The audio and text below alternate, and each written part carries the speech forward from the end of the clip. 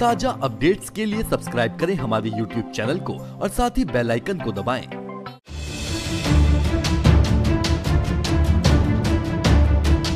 45 लाख गबन के बदले मुझ पर गिरी है गाज। जी हाँ, ये कहना है MKP कॉलेज में काम करने वाले पूर्व लैब सहायक सरबजीत सिंह का। सरबजीत सिंह ने श्रमिक मंत्र संवाददाता को बताया कि UCG के 45 लाख रुपए के गबन व घोटाले प्रकरण को सरबजीत ने कार्मिक संगठन के पदाधिकारी होने के नाते उस प्रकरण को उठाया था, जिस पर याचिकाकर्ता सोनिया बेनीवाल ने जनहित याचिका भी दायर की थी और वर्ष 2012-13 में हुए 45 लाख रुपए के गबन पर माननीय उच्च न्यायालय ने घोटाला होने की पुष्टि करते हुए अपनी मुहर लगा दी थी। साथ ही उक्त प्रकरण में संलिप्त समिति के तत्कालीन सचिव जितेंद्र सिंह नेगी व MKP के तत्कालीन प्राचार्य डॉक्टर किरण सूद को नोटिस जारी करते हुए 3 सप्ताह के भीतर जवाब दाखिल करने के निर्देश दिए थे और माननीय उच्च न्यायालय की कार्रवाई से समिति के लोग बदले की भावना से सरबजीत के रिटायरमेंट होने से महज एक दिन पूर्व निलंबन का आदेश करना एक षड्यंत्र के जैसा है। सरबजीत ने ये भी कहा कि निलंबन का जो आधार दिखाया गया है कि मेरी शैक्षिक योग्यता संदिग्ध व फर्जी है, तो मेरी शैक्षिक योग्यता की जांच कहीं भी किसी से भी कराई जाए। यदि जांच में मैं गलत साबित होता हूं, तो मैं सजा भुगतने को भी तैयार हूं। अब सरबजीत के निलंबन लेटर जारी करने के बाद महादेवी कन्या पाठशाला सोसाइटी के प्राधिकारियों द्वारा जारी किए गए निलंबन पत्र से सरबजीत सिंह के साथ बदले की भावना के साथ साथ एक तरफा कार्रवाई करने जैसा प्रतीत होता है, जिसके बाद अब महादेवी कन्या पाठशाला सोसाइटी के एक तरफा कार्रवाई पर उठते हैं कई सवाल।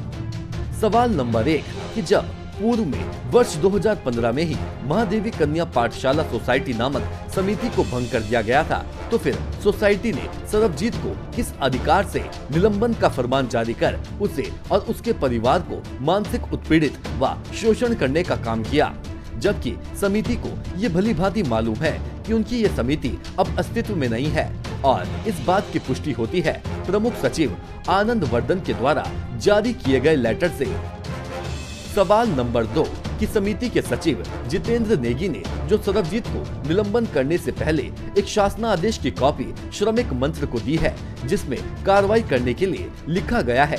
यदि हम सचिव महोदय के इस पक्ष को मान भी लें कि उन्होंने सरबजीत पर किसी भी द्वेष भावना से नहीं बल्कि एक प्रक्रिया के तहत ही कार्रवाई की है, तो भी सचिव पर सवाल उठना लाजमी है कि जिस शासनादेश के तहत आपने पूर्व सचिव होने की कार्रवाई की है, तो फिर उन्हीं शासना आदेश में ये भी साफ साफ अक्षरों में लिखा गया है कि सरबजीत को बतौर लैब सहायक पद पर नियुक्ति करने वाली समिति के अध्यक्ष डॉक्टर MS भटनागर के साथ साथ समस्त नियुक्ति चयनकर्ताओं पर भी कार्रवाई की जाए। परंतु उन समस्त नियुक्ति चयनकर्ताओं पर सचिव महोदय ने किसी भी प्रकार की कार्रवाई नहीं की और सिर्फ सरबजीत पर एक तरफा कार्रवाई करते हुए निलंबन कर देना उचित नहीं है। दुश्मनी है, उसका टारगेट किया गया, टारगेट वही, हाँ टारगेट ही बनाया गया और सारी चीज़ वही है। ये पढ़ लो आप, जब ये लेटर देखो इसकी कई इन्होंने ITI कई लगाए, इन्होंने जो प्रिंसिपल है वही जवाब दिए कि भाई ये सब जगह से हो गया, डायरेक्टर ऑफिस से हुआ, ये सारे कागज की इसकी वो पहले कहते थे उसकी मानता ही नहीं है, मानता नहीं है। फिर उन्होंने कहा कि भाई डायरेक्टर के रजिस्ट्रार का सब मतलब सबका। आपके नज़र में साजिश किसकी हो सकती है? आपके उसके लक्ष्य क्या, मोटिव क्या था? लक्ष्य क्या, हम साजिश तो वही कर रहे हैं जो कि हमारे विरोध जो 45 हम लोग को चोर। नहीं, कौन है उसका नाम तो बताएं, कौन है? नाम तो मैनेजमेंट के जो आप बैठे हुए वही तो हो गया। तो चुनौती तो पूरा हम दे रहे हैं, अभी हाई कोर्ट तक भी छोड़ूंगा नहीं मैं भाई, गलत काम है नहीं है। मैं जाके अगर आपको ये फर्जी है तो आप बोर्ड से पता करो ना कि है कि नहीं है। आरोप पत्र में जो अपने आरोपों के लिए इनको समय दिया जाए, तो उसी के जांच कमेटी की संस्तुति के अनुरूप इनको निलंबन किया गया है।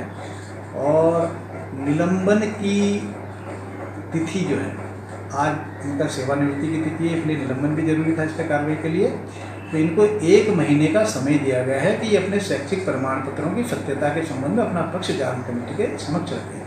तो जब इनके प्रमाण पत्रों का सत्यता की जो रिपोर्ट आती है, उसके बाद जो जांच कमेटी वो अपनी रिपोर्ट देगी, उसके अनुसार मैनेजमेंट आगे की कार्रवाई करेगी। नहीं, हम तो कहते हैं कि भाई जितने सबकी जाँच कराई जाए, क्योंकि माननीय त्रिवेंद्र सिंह रावत जी जो हमारे प्रदेश के मुख्यमंत्री हैं, उन्होंने खुला ऐलान कर रखा है कि भाई भ्रष्टाचार पर 0 टॉलरेंस अपनाएंगे। तो ये तो उसकी एक कड़ी है। हम तो चाहते हैं कोई भी गलत हो, हमारे राज्य में शिक्षित बेरोजगार बहुत ज़्यादा है, रोजगार नहीं मिले। यदि लोग फर्जी सर्टिफिकेट पे नौकरी करते रहेंगे तो जो शिक्षित लोग हैं उनके अधिकारों का हनन होगा। देहरादून से श्रमिक मंत्र के लिए स्टोरी हेड आलोक शर्मा की रिपोर्ट।